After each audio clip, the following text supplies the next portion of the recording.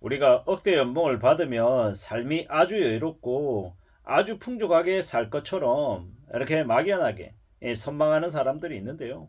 물론 연봉 억대, 연봉 1억 결코 적은 금액이 아닙니다. 아주 많은 금액이죠. 하지만 억대 연봉이라 해도 살아가는 삶이 아주 여유롭거나 아주 부자이거나 그러지 못한다라는 말씀을 좀 드리고 싶습니다. 그리고요. 연봉이 참 중요하지만 연봉보다 더 중요한 건 자신의 삶을 어떻게 설계하고 어떻게 유지해서 가져가냐가 훨씬 더 중요하다라는 말씀을 드립니다. 장기적인 관점에서 자신의 자산을 관리하고 벌어들인 돈보다 나가는 돈이 적으면 그러면 충분히 나아질 수 있다. 그리고 괜찮을 수 있다라는 말씀을 드립니다. 지난달보다 이번 달보다 다음 달에 자신의 자산 금액이 늘어난다. 형성 자산이 늘어난다. 그러면 잘 지내고 있는 거고요. 아무리 벌어들인 돈이 많아도 씀씀이가 크고 계속 카드값이 감당이 안 되고 매달 돌려막기 한다 이러면 매우 우려스러운 겁니다. 연봉 1억에 임원이 실수령액을 한 650만 원 받습니다. 그리고 임원이라고 하면 그래도 그들만의 세계에서 해야 되는 것들이 적지 않죠. 골프를 치러 다녀야 되고요. 뭐 저녁에 식사를 해야 되는데 만원짜리 비빔밥 먹으면서 그들이 소주 한잔 마시면서 관계를 형성하고 유지하고 그러지 않는다라는 겁니다. 그래도 뭐 아주 비싼 곳을 못 가더라도 그래도 분위기 조금 괜찮은데 안주값이 가격이 좀 나오는데 술값이 좀 있는데 이런 곳을 다닐 수밖에 없다라고들 얘기합니다. 그들은요. 그러다 보면 씀씀이가 결코 적지 않죠. 물론 회사에서 법인카드 받아서 지내겠죠. 하지만 법인카드를 받아서 쓴다라고 하면 자기도 모르는 사이에 그 법인카드 쓰는 씀씀이 정도가 자신의 원래 카드로 쓰는 것도 자연스럽게 그렇게 흘러가더라는 겁니다. 그러면요. 겉으로는 억대 연봉에 회사에서 주는 차 타고 다니고 뭐 회사에서 주유카드까지 줘서 기름값도 안 나간다 이러면 더더욱더 생활하는 수준이 더 올라가지 내려가지 않습니다. 기름값을 회사가 내주니까 차를 회사가 주니까 그만큼이 돈이 안 들어가잖아요. 그러면 그 금액만큼을 실제로는 아낄 수 있는 건데 현실은요. 아끼는 게 아니라 되려 다른 쪽으로 돈을 쓰면서도 나는 저만큼의 금액 여유가 있으니까 써도 돼 이런 식으로 자기 합리화를 해서 돈을 쓰더라는 겁니다. 좀 어이가 없죠. 좀 말이 안 되죠.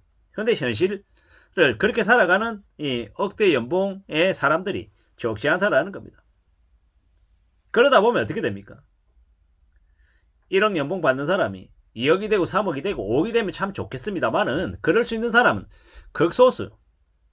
정말 흔하지 않은 경우이고 대체로 1억 연봉 받다가 그래 좀 더 일 잘해서 1억 2천 받고 1억 5천 받고 뭐 1억 8천 2억까지 갈 수 있겠죠. 근데 그 다음은요. 그 다음은 순식간에 있잖아요. 저 아래로 추락합니다.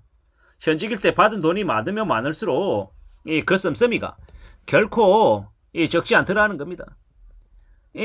월급은 그만큼 받아도 연봉은 억대 연봉 받아도 예전에 그냥 대리과장 시절처럼 착실하게 살면 돈이 많이 모일 수 있을 텐데 주변에서 현실이 그렇게 지내게끔 놔두지 않는다라는 겁니다. 임원이니까 억대 연봉이니까 사는 집도 좀 바꿔야 될 것 같고 타는 차도 바뀌어야 될 것 같고 쓰는 씀씀이도 주변에서 보는 눈도 여러 가지 것들이 이제 다 바뀌다 보니까 주변에서 그래도 된다라고 자꾸 옆에서 부추기니까 나도 모르는 사이에 그렇게 눈높이가 높아지는 거죠.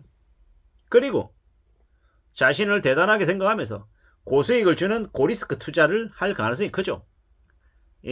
코인이든 주식이든 부동산이든 말입니다. 결국 그러다 보면 어떻게 됩니까? 나중에는 분명히 돈을 더 버는데도 저축하는 금액이 별로 없는 거예요. 자산 안 드러나고. 그러다가 회사라도 그래도 오래 다니면 뭐 플러스든 마이너스든 쭉 이렇게 삶이 이어질 수 있는데 그러다가 이제 회사에서 잘리면요. 그러면 노답이죠. 임원은 계약직입니다.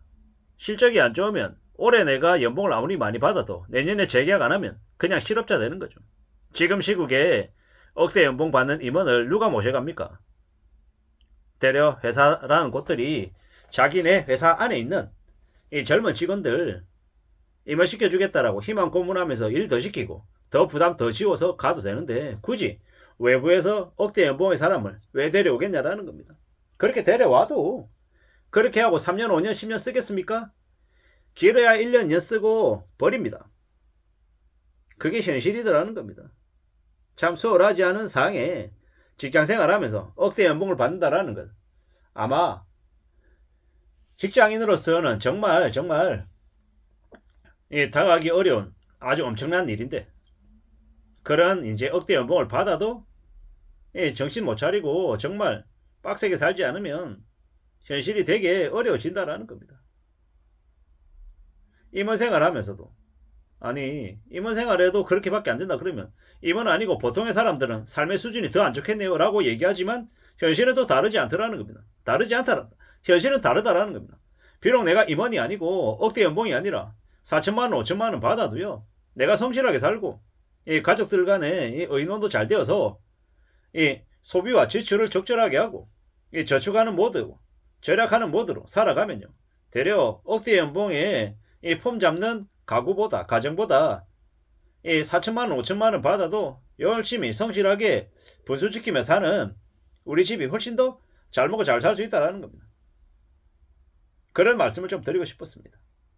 겉으로 폼 잡고 멋있게 다니고 이 벤츠 끌고 다니고 되게 해외여행 많이 다니고 이러는 가구보다 그냥 중고 소나타 타고 가족들과 그냥 여행 다니고 공원 다니고 그냥 가까운 동네 다니면서 그냥 이렇게 동네에 숨어있는 맛집 찾아다니고 가족들과 웃으며 집에서 영화 보고 드라마 보고 그러고 지내도 괜찮다라는 겁니다. 필요한 건 우리의 삶을 어떻게 지켜내고 어떻게 자기 자신의 삶을 잘 좀 유지해 나갈지 그런 것에 관심 가지고 지내도 괜찮겠다라는 말씀을 드립니다. 억대 연봉 받는 누군가를 부러워하며 겉으로 보이는 것만 너무 따지면서 상대적인 불평등, 불만 이런 거 가지지 말자. 가질 필요 없다. 라는 말씀을 좀 드리고 싶었습니다. 지속 가능한 모습들, 성실하게 사는 것, 기본적으로 열심히 일하는 것, 건강 챙기는 것, 사람들에게 감사해야 하고 사람들에게 베풀고 이러면서 내 삶을 잘 컨트롤하면 고수익 고리스크 투자 말고요. 저수익, 저리스크라 해도 꾸준히 매달 이렇게 저축액이 늘어나는 자산이 늘어나는 그런 방식을 택하며 사는 보수적으로 지내는 삶이 훨씬 더 의미가 있고 가치가 있다는 말씀을 좀 드리고 싶었습니다. 너무 욕심부리고 너무 많이 가지려고 하지 말자고요. 많이 가지려고 욕심부리면 어쩌면 그만큼 내어줘야 될지도 모른다 라는 겁니다. 이상입니다.